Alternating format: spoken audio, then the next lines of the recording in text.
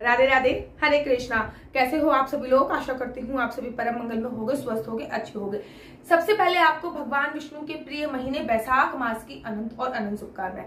आप में से बड़े सारे लोगों का ये प्रश्न होता है कि बैसाख में हम कौन कौन से नियमों का पालन कर सकते हैं। मैं आज आपको बैसाख मास में किए जाने वाले 12 नियमों के बारे में बता रही हूँ। आप जब भी ये वीडियो देखो तब से ये नियम स्टार्ट कर सकते हो। हाँ, पीरियड्स में ये नियम आपको करने नहीं है। इनमें से आप सारे नियमों का पालन कर सकते हो या फिर इनमें से या एक या दो नियम का संकल्प ले सकते हो।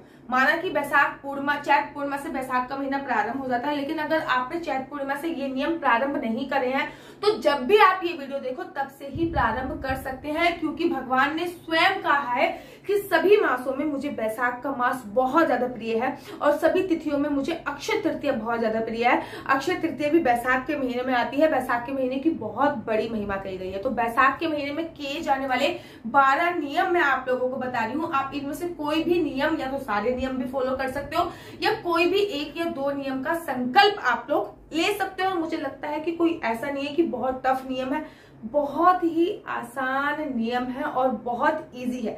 तो चलिए अधिक विलंब न करते हुए प्रारंभ करते हैं। सबसे प्रथम है बैसाख स्नान।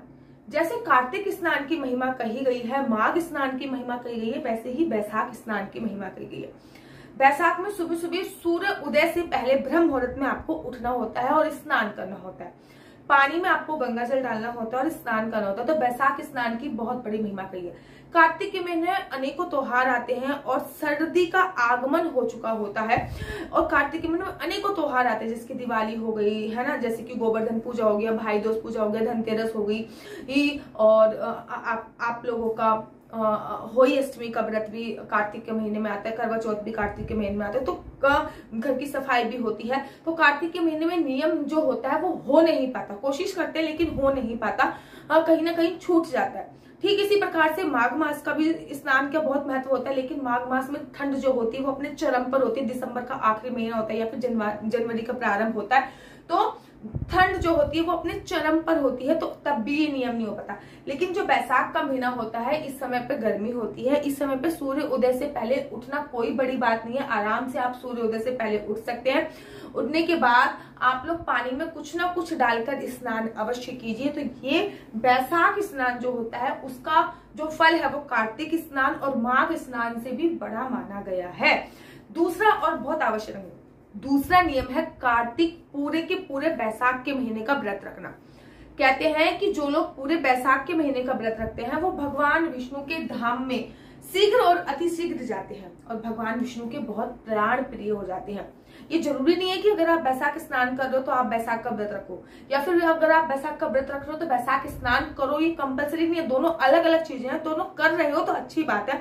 तो आप बैसाख में पूरे मास में व्रत रखने का संकल्प ले सकते हो। इसमें आपको एक बार भोजन करना होता है तो आप ये पूरा संकल्प ले सकते हो कि मैं बैसाख के पूरे महीने में व्रत रखूंगी। तीसरा और मोस्ट इंपोर्टेंट बात, बैसाख में पृथ्वी पर शयन का संकल्प। बैसाख के महीने में जमीन पे सोना चाहिए और वैसे तो मेरे को लगता है बहुत इजी है जमीन पे सोना, क्योंकि बैसाख के महीने में गर्मी जो होती है वो अपने चरम पे होती है। जमीन पर कुछ भी बिछाइए और आराम से सो सकते हैं। माघ मास में सर्दी होती है तो नहीं सो पाते हैं, तो बैसाख के महीने में पृथ्वी पर शयन का भी आप लोग संकल्प ले सकते हो।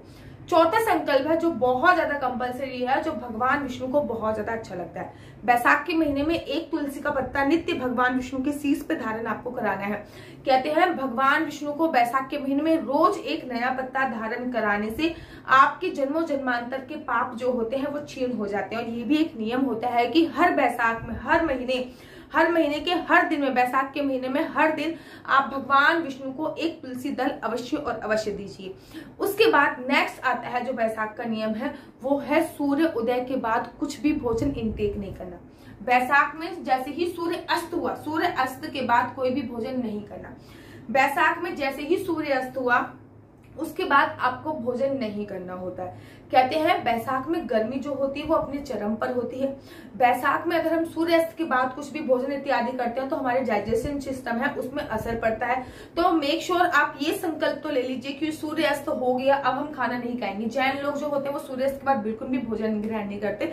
आप कम से कम पूरे दिन कुछ भी खाइए लेकिन सूर्यास्त के बाद खाना ना खाओ, ये संकल्प तो ले सकते हो। नेक्स्ट संकल्प जो होता है वो होता है बैसाख के महीने में एक समय भोजन करने की। बैसाख के महीने में अगर आप पूरे दिन में एक समय भोजन करने का संकल्प ले लेते हो तो ये बहुत सर्वोत्तम आता है। इससे आपका शारीरिक बल तो बढ़ता है, 12 के 12 महीने जो होता है वो आप बीमारियों से बच जाते हो और शारीरिक बल इतना ज्यादा बढ़ता है, वेस्टेज जो होता है वो आपके शरीर से निकल जाता है, क्योंकि इस समय पर गर्मी बहुत ज्यादा होती है। एक समय आप अन्न खाइए, बाकी आप फल फ्रूट्स का सेवन जितना ज्यादा कर सकते हैं वो कर सकते हैं। आप चाहो तो ये संकल्प भी ले सकते हो। बैसाख के महीने में घर के मुख्य द्वार पर नित्य ज्योत जलाना, अर्थात बैसाख के महीने में मेन गेट पे शाम के समय, जब आप शाम की पूजा कर रहे हो ना, 6:45 के आसपास शाम की पूजा का समय होता है। वो डिपेंड अलग अलग टाइम पे होता है, कहीं आप 6:45 पे करो, जब सूर्यास्त होता है तब आप पूजा अर्चना। तो घर के मुख्य द्वार पे लंबी बत्ती का दीपक जलाना बैसाख के महीने में बहुत शुभ माना जाता है। कहते हैं कि बैसाख के महीने में जो भी घर के मुख्य द्वार पे लंबी बत्ती का दीपक जलाता है उस पे माता लक्ष्मी की कृपा तो बरसती बरसती है, साथ ही के साथ उस पे भगवान विष्णु की भी असीम और असीम कृपा होती है। बैसाख के महीने में दान का संकल्प, आप बैसाख के महीने में दान का संकल्प भी ले सकते हो कि आप नित्य 11 गिलास पानी किसी ना किसी को दान करोगे। पानी में आप शरबत फॉर्म भी बना सकते हो, नींबू पानी बना सकते हो, शिकंजी बना सकते हो, ठीक है ना, रूअफ़ज़ा वगैरह जो भी चीज होती है वो सारी चीजें आप लोग बना सकते हो। और 11 गिलास नित्य पानी किसी ना किसी को दोगे, ये आप संकल्प ले सकते हो। बैसाख के महीने में इसकी बहुत बड़ी महिमा कही गई है। बैसाख के महीने में कांसे के बर्तन, कांसे के पदार्थ में खाना ना खाना या खाना ना बनाना, ये बहुत आसान नियम है और मुझे लगता है ये नियम कोई भी फॉलो कर सकता है। कांसे के बर्तन का अगर आप उपयोग कर रहे हो तो बैसाख के महीने में, क्योंकि महाराष्ट्र में यहाँ पे हम लोग चाय पीने जाते हैं, महाराष्ट्र में मैक्सिमम जगह कांसे के बर्तन में ही चाय बनती है, लेकिन बैसाख में कांसे के बर्तन में खाने की मनाही होती है। बैसाख में ये बताया गया है कि बैसाख में कांसे का उपयोग नहीं करना चाहिए। तो अगर आपके घर पे भी कांसे के बर्तन का उपयोग होता है तो आप, ये बहुत आसान नियम है और इस नियम का पालन कोई भी कर सकता है। बैसाख के महीने में नित्य तिलक लगाना, बैसाख के महीने में आप चंदन का नित्य तिलक लगा सकते हैं या फिर रोली का मित्र तिलक लगा सकते हैं। चंदन का भी सर्वोत्तम है, क्योंकि बैसाख के महीने में गर्मी अपने चरम पे होती है, तो चंदन का तिलक लगाने से आपके मस्तक में शीतलता प्रदान होती है। तो बैसाख के महीने में आप नित्य तिलक लगाएंगे, ये संकल्प भी आप लोग ले सकते हैं। बैसाख के महीने में तुलसी पे दीपदान करना, आप बैसाख के महीने में तुलसी पे दीपदान करने का संकल्प भी ले सकते हैं। अगर आप नित्य करते तो भी अच्छी बात है, अगर नित्य नहीं करते तो कम से कम पूरे बैसाख के महीने में तुलसी पे दीपदान अवश्य कीजिए। बैसाख के महीने में तुलसी की परिक्रमा करना, ये संकल्प बहुत ज्यादा अच्छा होता है और ये अनंत गुना फलों की प्राप्ति कराने वाला होता है। मैं हमेशा क्या करती हूँ, लड्डू गोपाल को ले जाके तुलसी जी के पास रख देती हूँ, उसके बाद फिर मैं तुलसी की परिक्रमा करती हूँ। तो इससे क्या होता है, मेरी तुलसी माता की भी परिक्रमा हो जाती है और मेरे बाल गोपाल लड्डू गोपाल की भी परिक्रमा हो जाती है। तो बैसाख के महीने में आप तुलसी जी की परिक्रमा करने का नियम भी ले सकते हैं। बैसाख की 5 तिथियों में से सारे नियमों का भी पालन कर सकते हैं। और बैसाख की लास्ट की जो 5 तिथियां होती हैं उनमें आप स्नान का संकल्प, व्रत का संकल्प, जिसको कहते हैं ना, जैसे कि कार्तिक के 5 चमत्कारी दिन होते हैं, ऐसे ही बैसाख के लास्ट के 5 चमत्कारी दिन होते हैं। इनमें आप कुछ कुछ चीज अवश्य कीजिए, जो भी मैंने आप लोगों को बताई है। पूरे महीने में से आप किसी भी एक चीज का संकल्प आप लोग अवश्य लीजिए।